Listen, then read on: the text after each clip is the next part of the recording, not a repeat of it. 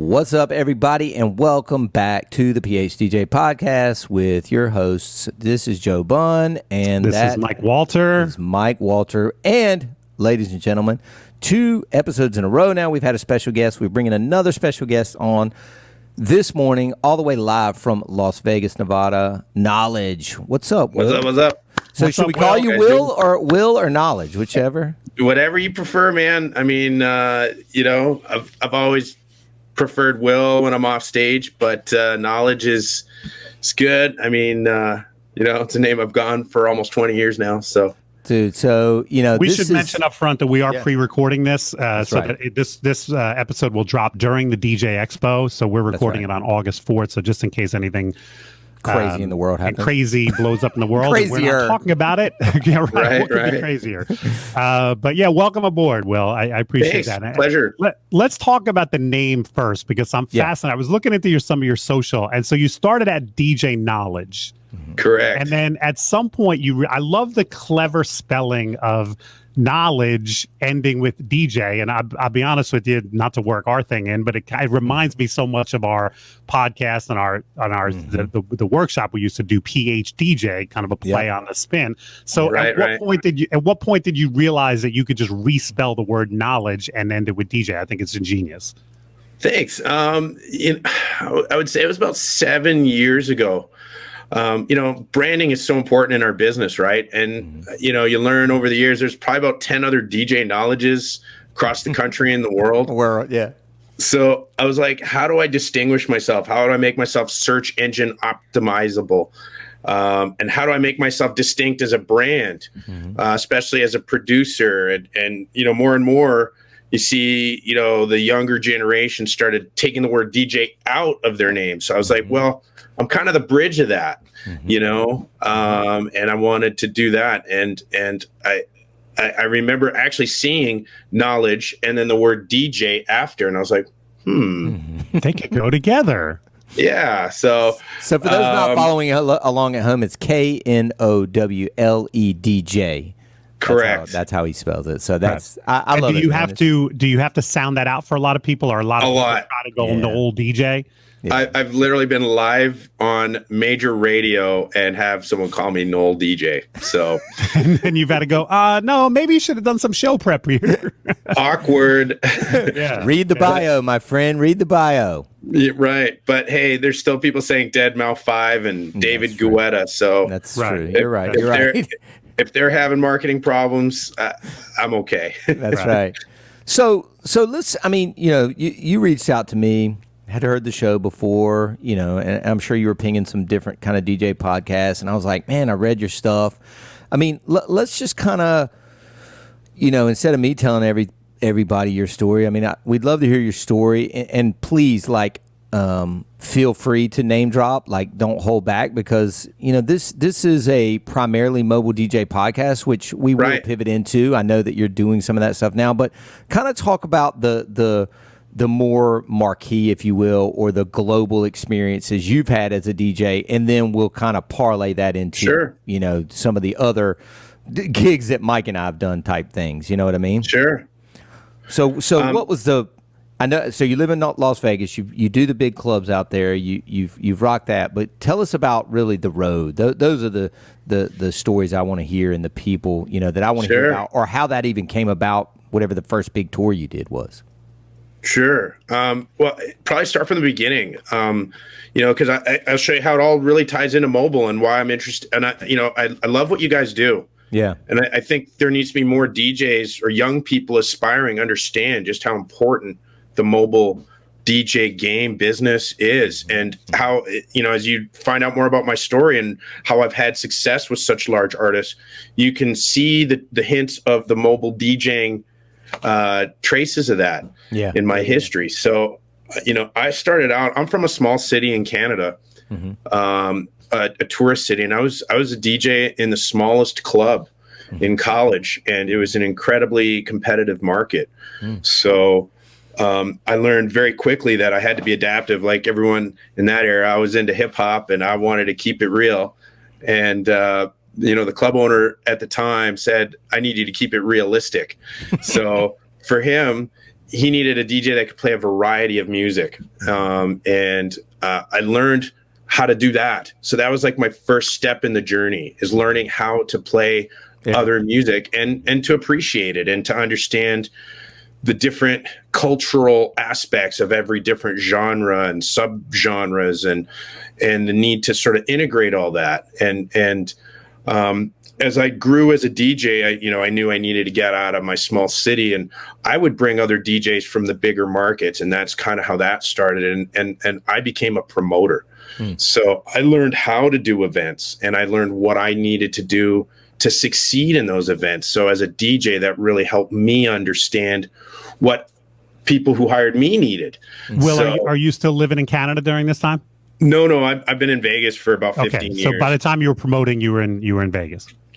No, I was actually promoting in college when I was. I'm sorry, that's what I was asking. So you started the whole promotional thing, right? And how long ago was this? This was 2000. So so over first 20 dip. years. Yeah, so my first dip here stateside was DJing on cruise ships. So I went from small town Canada to DJ, the only cruise ship in Texas at the time. Because this was 20 years ago. And I mean, what an incredible experience. I learned how to play a much broader variety of music quickly. I was going to say, just the weather difference must have been pretty alarming. For sure. From Canada to Texas. Major cultural transition for me in terms of music and in learning such a wide variety. And the cruise ship experience was tremendous in me learning to appreciate different kinds of music, different people. And, part of being a cruise ship DJ is that you actually do a lot of weddings. They're about an hour at a time. And, so that was a great foundation. So when I came off the cruise ship, I started doing more and more weddings. And being from, I moved now to the bigger city from where I was from, Vancouver. There's a big Asian community. So I started doing a lot of parties for Asian people, wedding events and whatnot while I was doing the club thing. And I guess moving here to Vegas, I still did weddings. But, I started doing bigger and bigger stuff. I started working with Live Nation. One of the top production managers from Live Nation actually reached out to me, who'd gotten a hold of one of my mixes. This was over 10 years ago now.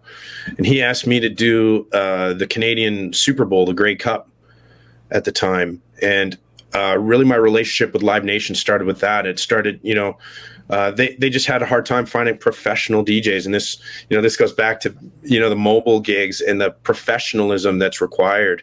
And, as I'm sure we could all agree that lacks with a big segment of our industry. So, punctuality and things like that. And it grew. I started with Live Nation, doing concerts and festivals where they would need a DJ between bands.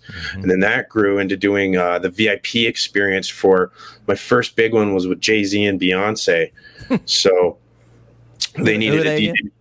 Sorry? Who are they?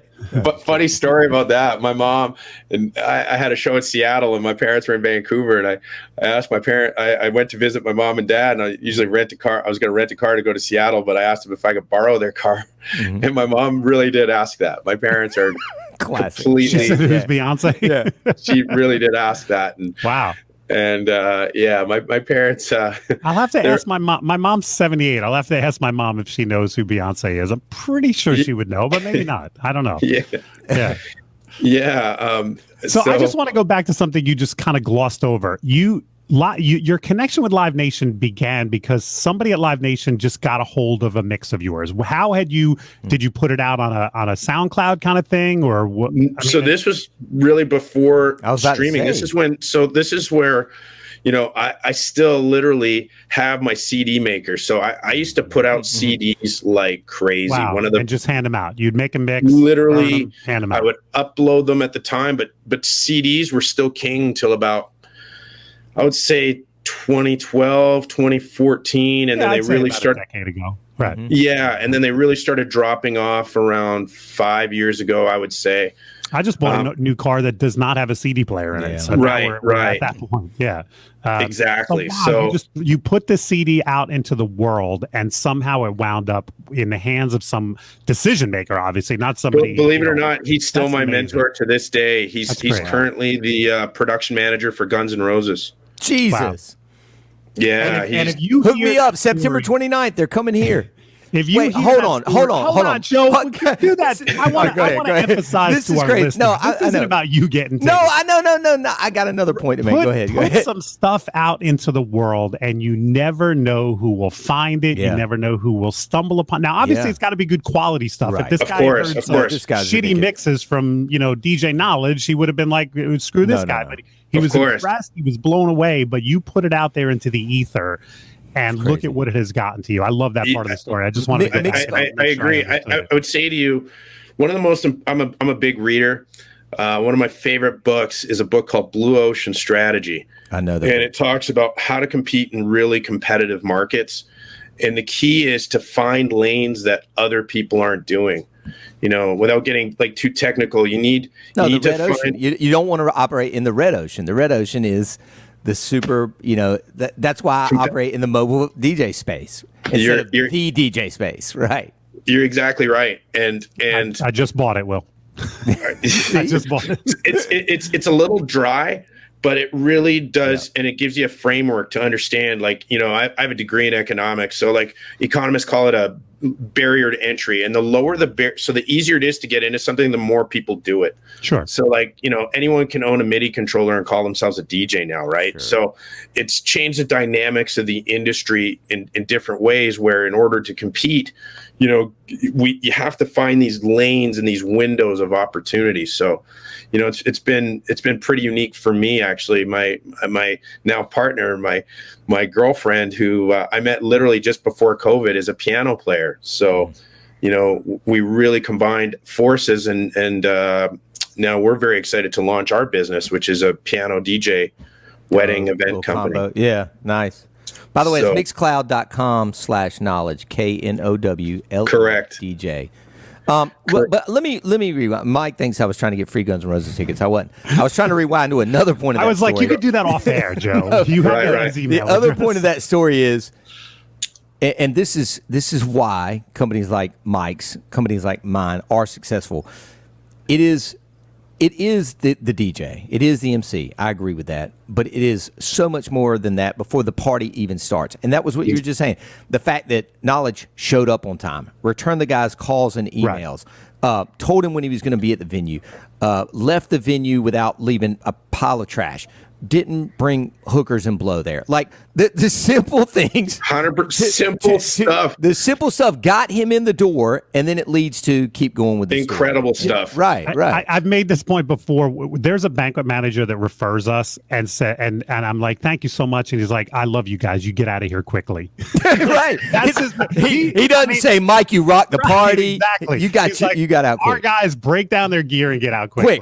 Once you understand what is important to the other person, it helps you be exactly. Yeah, exactly. And a lot of, let's face it, a lot of DJs, they have these big egos and they don't understand where they kind of sit on the totem pole. Yeah. And when I'm with Live Nation, I know exactly, but they treat me with tremendous respect. I mean, if you want, I can continue the story of how I went from that. So I started doing the backstage VIP parties, which were they're logistically they're tough because I had to they gave me a decent fee for them, but I had to logistically take care of everything myself. I had to book my hotels, I had to do all my transport, and I had to show up, like we talked about, on time. And on time for me meant 2 hours early. For me, there's no messing around. When you're dealing with a caliber that high of show, and there's that much at stake, right? So, that then transitioned to my first massive opening slot, which was for Ariana Grande. So, wow. Was this a one-off, Will, or no? You talking about on tour? You toured with her? Gone. Yeah. So I was originally supposed to do 2 weeks of dates, but I don't know if you guys remember, crazy story. Do you remember the terrorist attack in England? Yeah, I was going to ask, were you at that? That's Manchester. Was that Manchester? Yes. So here's how crazy that story is. So I was literally on the phone with her production team. They just confirmed everything. So I'm elated. I'm through the roof. It's also my birthday. I'm doing gigs on the road in Toronto. I can barely contain myself. I'm so excited. So I've told a few of my friends, and then and so I'm on the phone. They're in England. So this is there. You can see where this story is going, and they're talking to me, and we're planning everything, and then they abruptly ended the conversation. They're like, "We have to go," and they hung up on me, and I was like, "Well, that was a little, abrupt." And then I found out why. Do you remember the situation, Joe? Yeah, there was a sorta. bombing at her concert. Yeah. Yeah, This, and it literally happened while I was on the phone with them. Oh my God. Wow. Yeah. Crazy, dude.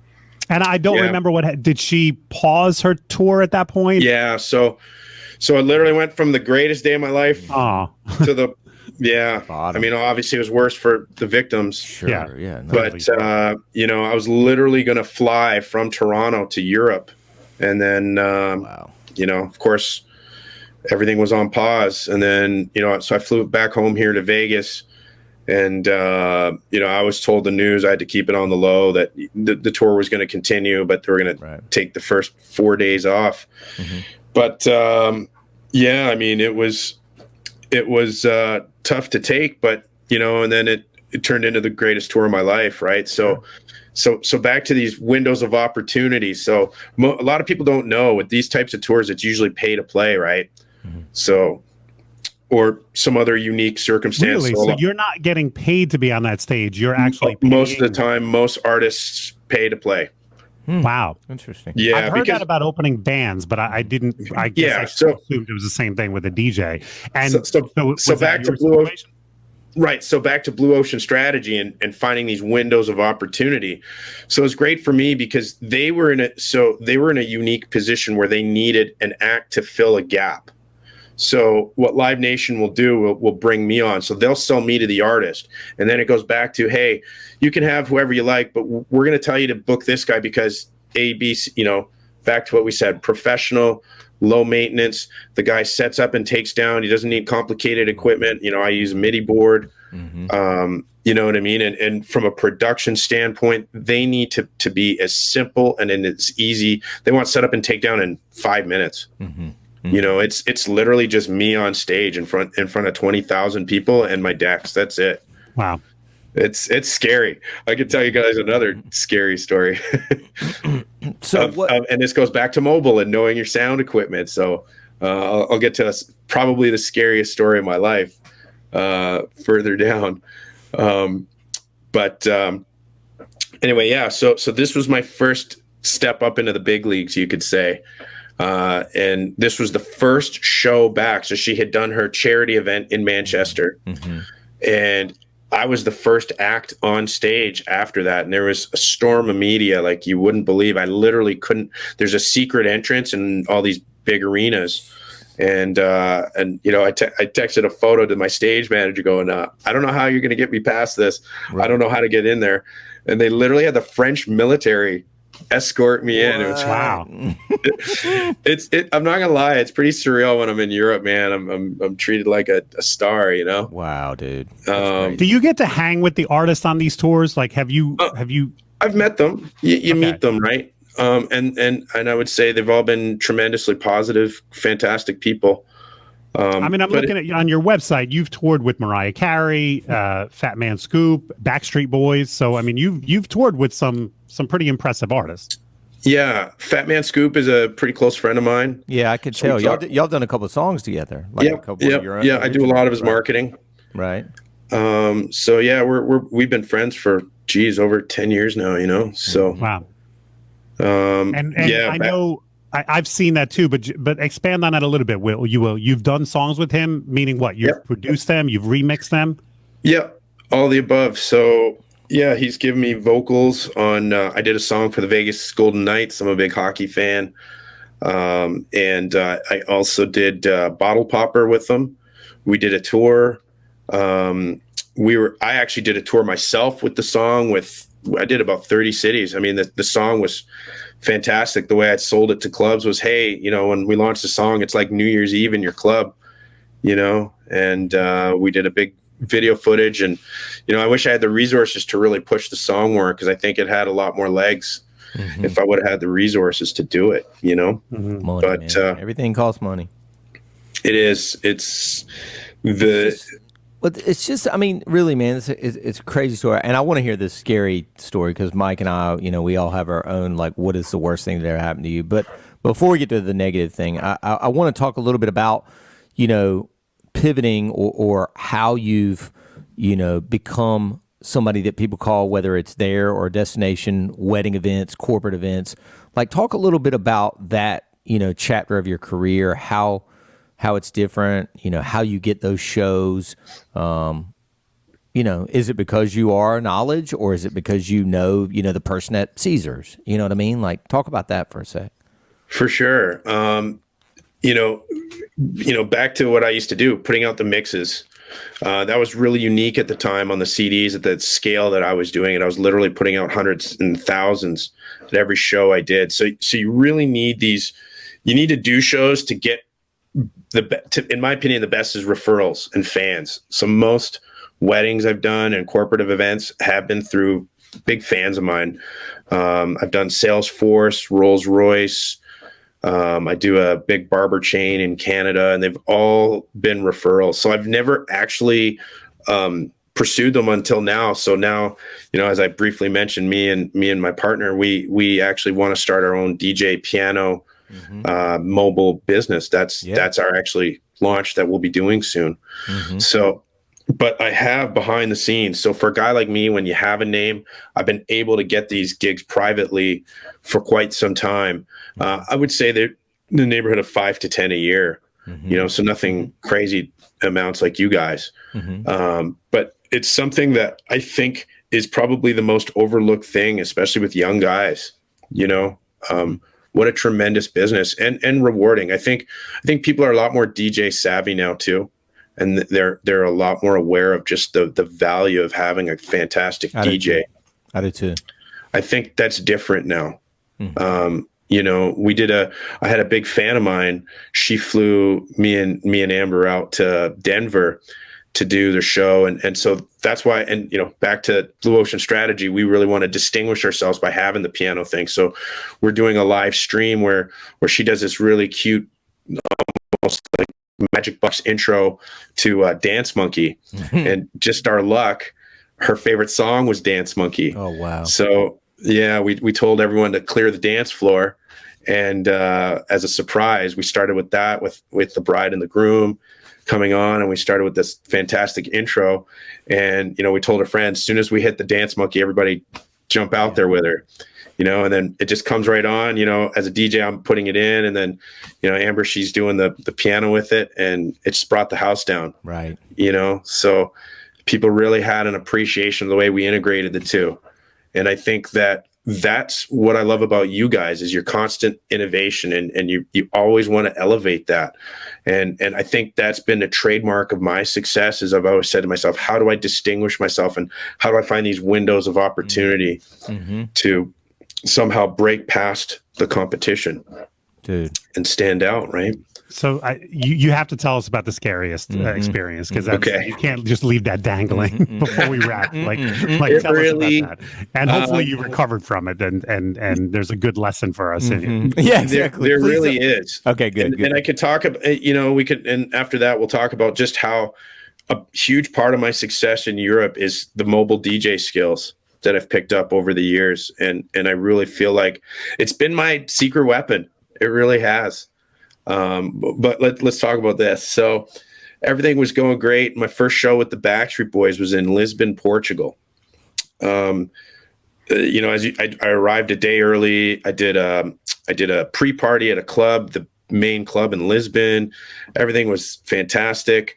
We go to the venue hours early. I knew some of the Live Nation people there, so it's great to see them again.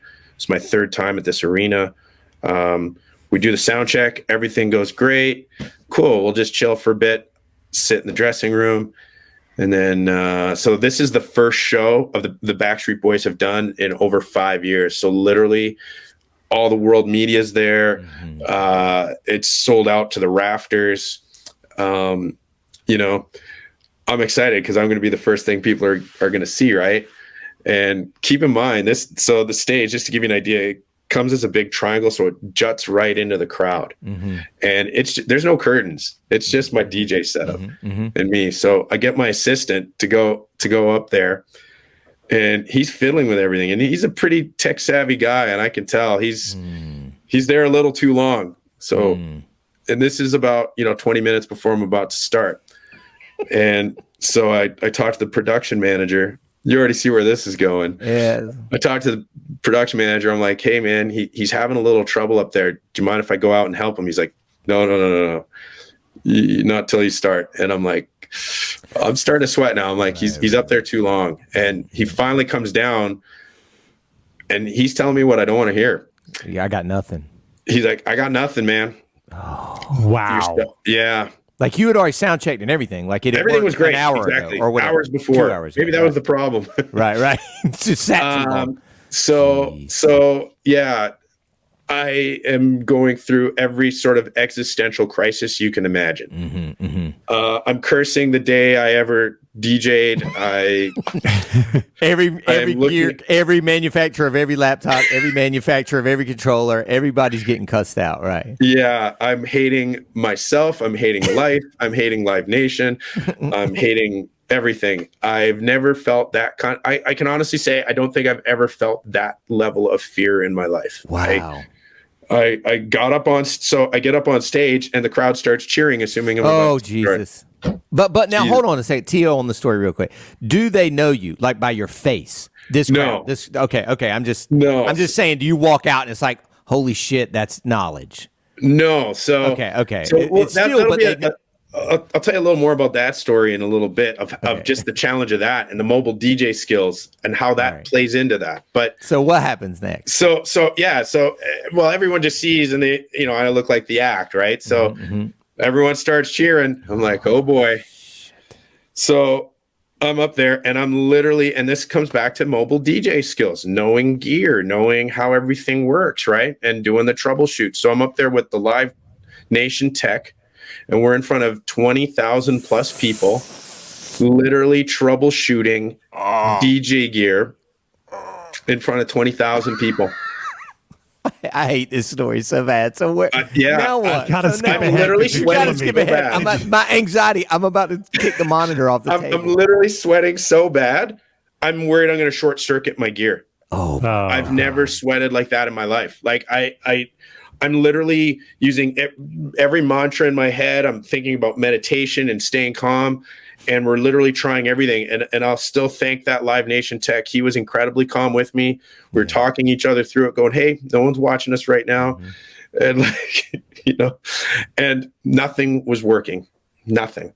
And I said to myself, I didn't say it out loud, but I started shutting everything down, and I said, "It's not going to work." And then it came to me. I said, well, why don't I just restart everything?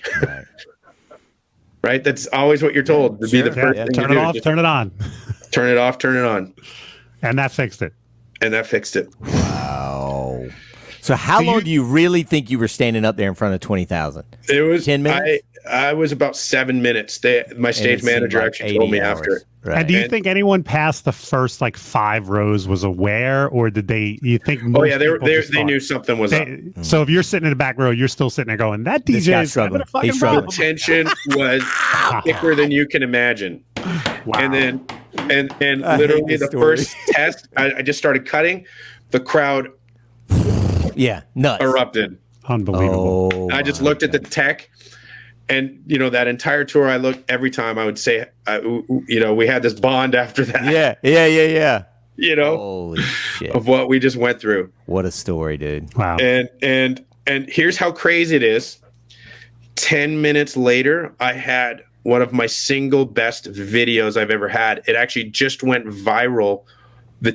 From that night, it just went viral on TikTok about a month ago. Wow. Because you had all this nervous energy inside of you. You were probably at your most animated and I went from energetic. Literally the lowest to the highest point since the Ariana Grande terrorist attack.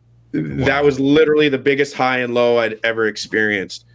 So Will, before we wrap up, I want to ask you, it says on your website and all your marketing, you're a life enthusiast. And I just freaking love that. Tell me what that means to you. I mean, I bring it into music, man. We're all so lucky to be here. I've been to places around the world where people aren't as fortunate as us. You know, I guess this is where I get philosophical, and I look at the state of the United States and you know, so much of the world, and we're so divided right now. And I think if people realized how lucky we are, they'd realize just it's time to come together. It's time, and music is a great pathway to that. And I'm always looking for ways to bring people together. I DJ all over places where politically people don't necessarily agree with me, but we can be friends. And I think that's what this country has been about since the start. And it's so important to come together. And it's so important, I think, as musicians, I think that's a greater role that we can all play in doing that. I can't tell you how incredible it is to be in Germany or in Norway to play a song where people can't even speak our language, and yet they're singing the words like literally you would think that was Jay-Z or Beyonce or Kanye, and you're just like, oh my God, you know? You know, Will, I just said recently, I put this on Facebook, I've played Danza Kuduro probably 500 times in my life. I have no idea what they're saying, but I still, I sing along and I love it. And the crowd sings along, and I guarantee 99% of my crowds have no idea what they're saying.